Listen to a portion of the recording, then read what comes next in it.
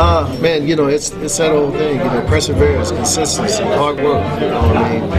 My goal is to put the same work into, my businesses, my family that I put into football, and I've been running with that mantra since I got married back in '97, that if I'm going to have a successful marriage, I got to, the same hard work and same consistency and discipline I had on the football field, I got to put in my marriage and with my kids and with my businesses and all that. So it teaches you a lot, man. How to deal with your fellow man and not look at his color, but look at what he can do for the overall good of what you're trying to accomplish. So sports to me in general is just an incredible deal. When you talk about football specifically, because of the closeness of guys, I just believe it's an amazing sport.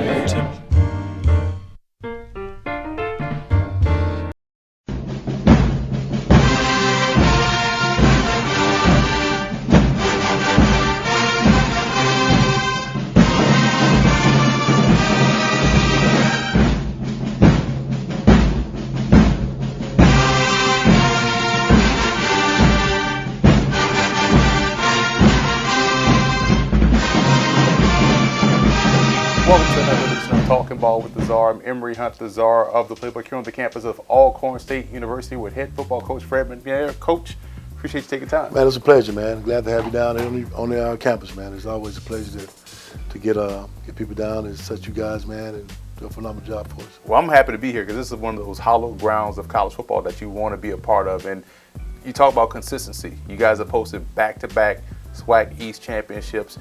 And we know how hard it is in this day and age of college football. How have you been able to get your team and find that level of consistency in just such a short period of time? I guess for one, when you talk about consistency, it's all within what you're doing with the staff and everything, and bringing the players together as one and getting to buy into the whole system that you implemented. Whether it's offense, defense, or special teams, it kind of helps out when you got people that works for you to keep that continuity of the team building together. And I think that's been the most intriguing thing about winning back-to-back SWAC East championships, together, when you have that and you have the foundation for it, when I first became the head coach here, that was one of the things that I stated. This team is in championship form. This program is in championship form, and it's up to us to keep it that way. And I thought that coming in and keeping the camaraderie of the players together and doing things, and it takes that, having teams meetings, having teams function, having guys to go around and making sure that all the players are on the same page. And I thought that what this staff did since I became the head coach, just keeping those players together and doing all the right things that it takes to win championships. And I thought we did a great job of doing that as a coaching staff. Well, when you played, what differences have you seen in trying to build that consistency? Because I feel as though it was easier then as opposed to it is now. Well, and it is because of the aspect of the individual, the character of the kids now. I think more of them have the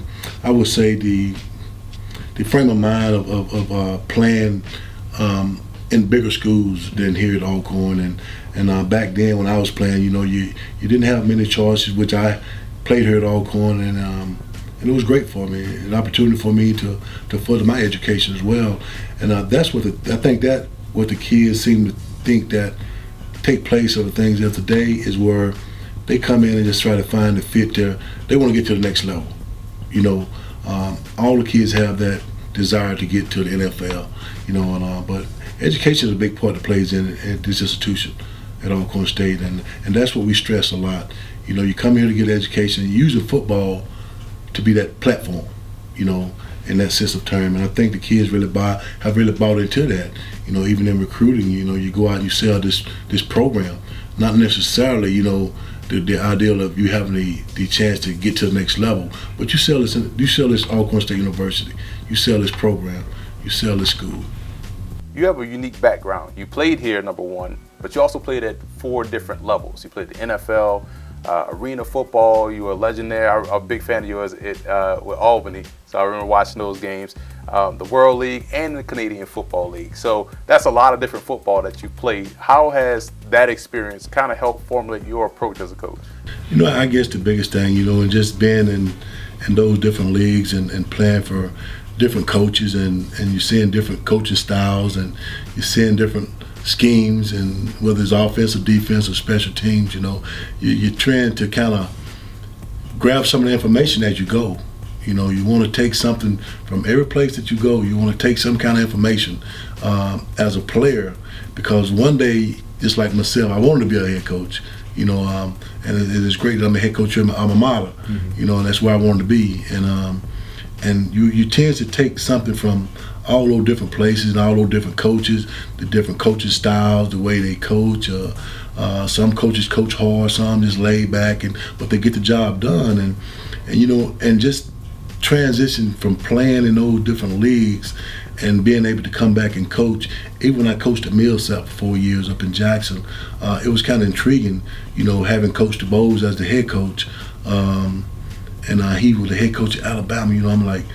I'm coaching, assistant coach for Coach Mike DeBose, and it was a phenomenal deal, man. And I kind of take things the way he approached it. He always talked about family, and a family tradition. And even when we took our photos for the media, he always implemented the family.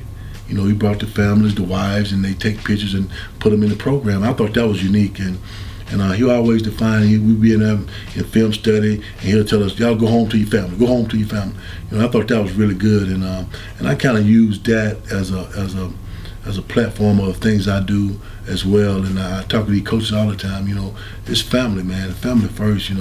If you have something that you need to do and it's urgent, call me, let me know. And if it's a family deal, it's kind of strange too, because one of my coaches yesterday said he had to take his son to the doctor this morning. It was a walk-in visit, and he wanted to get that kind. I said, man, go ahead, man. That's your son. Go make sure he's okay. But that's some of the things that I've learned.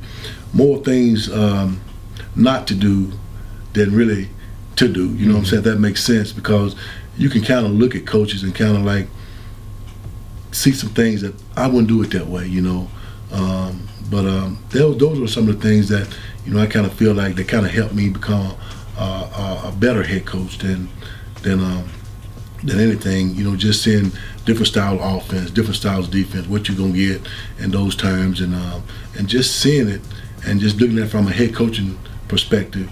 And now you're trying to say, man, I remember those days there when I played. And even now I look at TV and look at NFL games, and I see things before they even happen, just identifying it. But, those are things that I took from when I was playing to where I'm at now, to things to do and what not to do from that standpoint of the league. It's been great. The transition from assistant coach to head coach, and you look at it, you're talking about, wow, that's a big jump. But actually, you're a head coach of your position anyway. Right. You know what I'm saying? So that's why, it's kind of like, it was kind of like all the administration stuff, you have to deal with.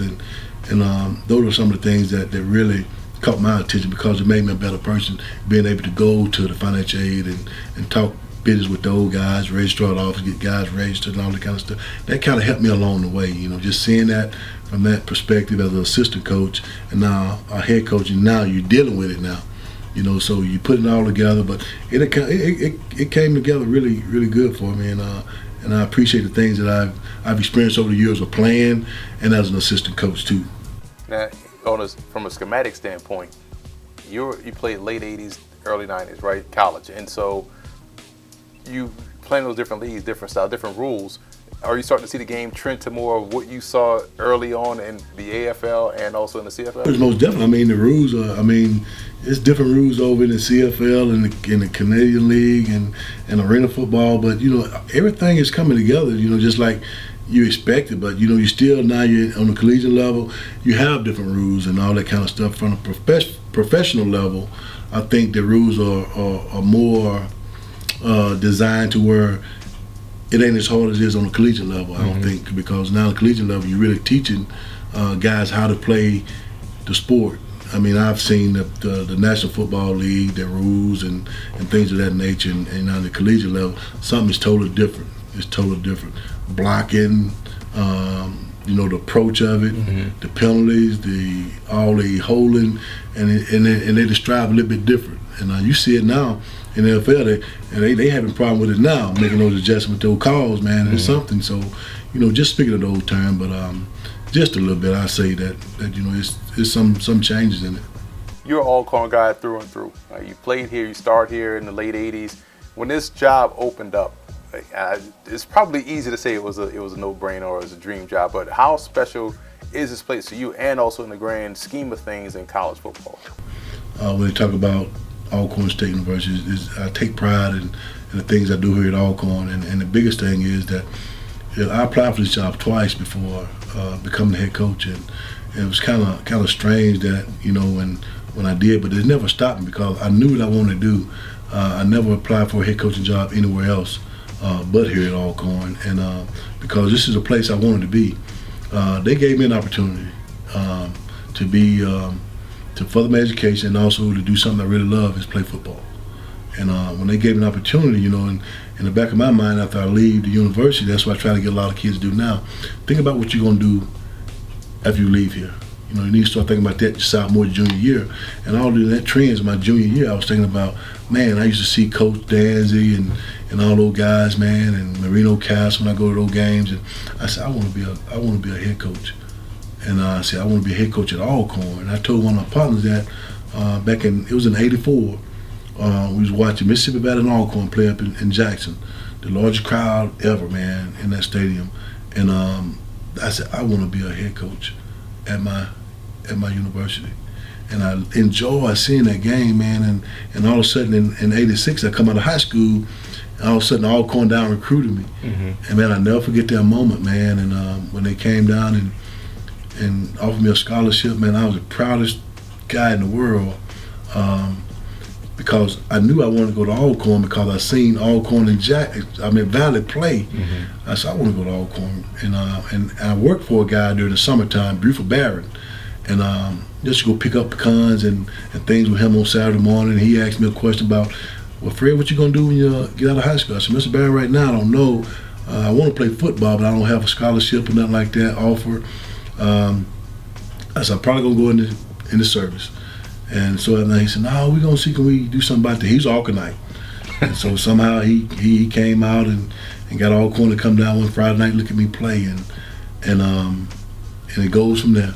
I came to Alcorn in '86 and played receiver for 2 years, and then I transferred that back to quarterback. And I knew when I left here, when I graduated from Alcorn, I wanted to come back and give my time that they invest in me and give back to the university at some form of fashion as a coach. And so I coached when Coach Hop got the job. He called me up and I become a position coach. And prior to that, like I said, I interviewed for the job twice before then. And then I said, then Hop, he leaves, and I'm like, this may be the opportunity for me now. And I got the call from the athletic director, and he said he and the president, Dr. Rankin, want to announce that I'm going to become the next head coach at Alcorn. Man, I just got teary-eyed, and I was very emotional and things of that nature, man. Just having the opportunity to come back to my alma mater and coach a place I always wanted to be. I thought that was very special to me, and from that standpoint, it was really good, man. And I'm here now. It's been great for me, and just enjoying the opportunity I have right now. I feel like we're in a third golden era of HBCU football. I think it's on the upswing with the advent of the Celebration Bowl and things of that nature. But just the SWAC, in my opinion, is unique. It's kind of like the old Pac-10 or the now Big 12, where you throw a lot, quarterbacks seem to come out churned out like butter. How has playing quarterback in the SWAC prep these guys or give these guys an advantage over other quarterbacks in the FCS or in college football, to where they're getting a lot of experience in throwing the football? Well, I guess the biggest thing is the exposure that we're getting now with ESPNU and ESPN in terms of the SWAC championship games and the Celebration Bowl now, and getting those guys ready. But you know, as a coach, you want to go out and find that top quarterback for your school, and that's what we try to do every year. We go out and try to find that guy that we think can be that prototype quarterback that may go on to the next level. Whether he do or not, we always try to find it in him, because now you're seeing even them FBS and FCS schools now that were quote that everything is the same now. You know, they got those quarterbacks. It's the same as what you see in the SWAC now, just different styles. And I think that right now we running the same system as FBS school, the power, the inside and outside zone. It's some of the same stuff, and just having that guy at that quarterback position in terms of getting him prepared to do the same stuff, and actually seeing some of the same coverage as well. You know, so that helps out a lot when you talk about recruiting, because we're seeing the same thing, and now we're getting that exposure. Now they get a chance to see you, and that kind of helps out when you go out and tell you guys that you recruit a special quarterback that you're going to be seeing at least 3 times a year on national TV and things of that nature. And that kind of helps out in coaching style. You know, you want to be able to coach those guys up as well, and make them look as just as smooth as those guys in the FBS, man. And I think that the trend has been good for us, and you know, from that standpoint of HBCU schools. Yeah, and you look at now with you mentioned about getting guys in and grooming and developing. That's the biggest thing, developing guys. And that's why I believe you guys do a great job here, because it's consistent. You kind of know what you're going to get with Alcorn when they play football. How important is that development part, and how you've been able to get guys to maximize their potential? That's the biggest thing. Even when I was a quarterback coach here in 12 and through 15, and I had John Gibbs, Lenoir Footman, those type of quarterbacks, and just seeing those guys developing the growth and the teaching part. They got knowledge, football IQ, they have it. I mean, it's there.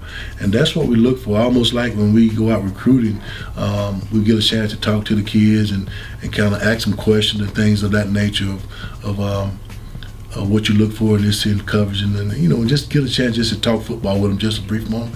And you kind of tell if that guy got it or not. And then you watch film and you grade them on film and see the things that they're doing, how athletic they are, how mobile they are, and things like that. This guy could be very special. You know, now just opportunity to get them here and get them to trust the system and believing in this position coach to get the job done, and developing them to be that quarterback, the top quarterback in the SWAC or in the HBCU. And that's the thing that we kind of sell as well. And once they get here, it's a phenomenal job. And I was actually talking to one of my quarterbacks that got here on campus yesterday about some of the things that I can teach him to get better. Mm-hmm. You know, as a head coach, not necessarily as a position coach, but, you know, just overseeing it. And I can kind of like grade him and show him some things that he needs to get better at. And you talk about the teaching part. What do you believe football has taught you, the biggest lesson? Well, I guess the biggest lesson is I won't say from that aspect of his quarterback is leadership. Mm-hmm. And that's what I really hope that all the quarterbacks that come here and when they leave here, they have that leadership ability, because from the standpoint of that quarterback, you got to be the general on the field. You got to be that guy to make everything goes, no matter how bad it gets. You got to be able to pick that team up and say, "Hey, guys, let's go. We can get this done." Whether it's offense or defense, you got to be that leader for this team. And I think leadership and of that in that terms is one of the biggest things that as a coach and as a player, I really strive on getting done from that aspect of the game. I feel like in order to be a long-time coach, to have a lot of success as a player as you have, you really have to love the game. A lot of times you see guys jump in coaching maybe a year, then they jump right back out. You know, oh, it's not for me. I just don't love it. I fell out of love with the game. You've been a football lifer. What is it about the game that you would say that draws you in? I guess the biggest thing is me, and I played the game for a lot of years, and I love to play football because I think that's the passion I have for it. And now as becoming a coach, the biggest thing that I think that I love about it is trying to teach these young men and develop them not only as a football player but as a man in general. And here at Alcorn, where we always talk about character and knowledge count, it matters. it matters to us. And even when we go out recruiting, that's some of the things that we look into. I guess signing players here is their character and things of that nature. But just the part to where you're teaching these young men to be better, young men in growth, because they're gonna have to get out of here. Mm-hmm. When they graduate from Alcorn State University, they gonna go out into the world where it's really real, and that's what I try to teach them every day. The aspect of life, and in general, those things that's the passion I have, and that's what I love about football. You don't only get a chance to coach it, you get a chance to make a difference in some of the young men's lives. You know, maybe just not be but one, but that one, it really matters. And those are the things that I love about it. You know, just being around coaches and learning things as a head coach, and because as a head coach, you're still learning. Mm-hmm. You don't ever get too old to learn, and Mama always tell you that. You know, and that's the thing that I really love about this game, man. Just the experience I have and making a difference in some of the young men's life as student athletes. Now we talked about it earlier about the whole how the game has changed. You know, you saw that Valley Jackson State game, or Alcorn game right there on TV, and I feel as though if it wasn't local, you only saw maybe 3 national games. But like we talked about, I feel like everybody's on TV now. Everybody's playing national game, or maybe online or something like that. You are able to see it, and students are making more informed choices of where they go to school. So why would a student athlete choose Alcorn State? Now, because, you know, and once we go out recruiting these student athletes, we tell them about the education part first, and that's what we always do as Alcorn football coaches. We're gonna give them the lifelong lesson as a student first, and understand that we got compliance, that we have the 4 for 40 initiative. You go to school for 4 years, get the opportunity to work for 40. You know, in those terms, and it means something to them. And then when you tell them, you know, you will graduate from Alcorn. As a student athlete, you will graduate from Alcorn. You know, whether you're here in 4 or you're here in 5, you will graduate with a degree from Alcorn. And that's what makes a difference, I think, because, you know, back in the days, I guess, you know, where you had students going to schools, and once they done with football, it was over. Mm-hmm. They felt like they don't have anything else to do. But in terms of here now, we're going to make sure you graduate as a student athlete. We want you to. And that's what we have to tell the parents, and that's what we mean. And on the recruiting visits, that's what we have to make sure that we sell this education, sell graduating for these student athletes. And I think that's the biggest jump, and that's what makes us, in turn, when we go out and recruit players to come to Alcorn State, that's what makes it unique. You know, that these young men will give a chance to graduate. And that's where we go out and sell this program and this university as we do as coaches. This is my first time here. I always wanted to come to the reservation, saw the stadium. I know this is a place that has a ton of history, a ton of tradition, and finally got a chance to meet a guy I used to watch throw that football around in the Arena Football League. Not to date you, but, you know, just it was a while back. But I definitely appreciate you taking time, Coach. Wish you the best of luck moving forward. Man, I sure appreciate you coming down and doing it, man. Thanks. No problem.